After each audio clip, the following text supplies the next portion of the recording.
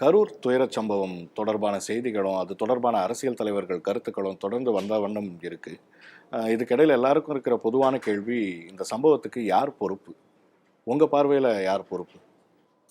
இது ஒட்டுமொத்த சமூகத்தினுடைய கூட்டு பொறுப்பு அப்படின்னு தான் சொல்லணும்.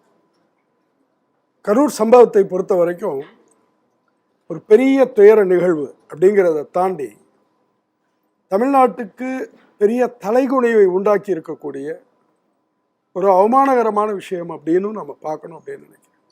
ஏனென்றால் சுதந்திர இந்தியாவுடைய வரலாற்றில் எவ்வளோ கட்சிகள் இருந்திருக்கு, எவ்வளோ கூட்டங்கள் நடந்திருக்கு, எவ்வளோ போராட்டங்கள் நடந்திருக்கு. இப்படி ஒரு கூட்ட நெரிசல் காரணமாக இவ்வளவு மரணங்கள் நடந்தது அப்படிங்கிறது வேற எங்கேயும் நடக்கல. இதுதான் உச்சம். தமிழ்நாட்டில் கரூரில் நடந்த இந்த நிகழ்வு தான் உச்சம். அப்படி இருக்கும்போது இதை நம்ம பெரிய ஒரு ஆய்வுக்கு உட்படுத்திக்க வேண்டியிருக்கு. நாம அப்படின்னு நான் சொல்லும்போது ஊடகங்கள் உட்பட சொல்கிறேன், நம்மளை உட்பட சொல்கிறேன். நம்முடைய கரங்கள்லேயுமே இரத்தக்கரை இருக்குது. அப்படி தான் நான் பார்க்குறேன்.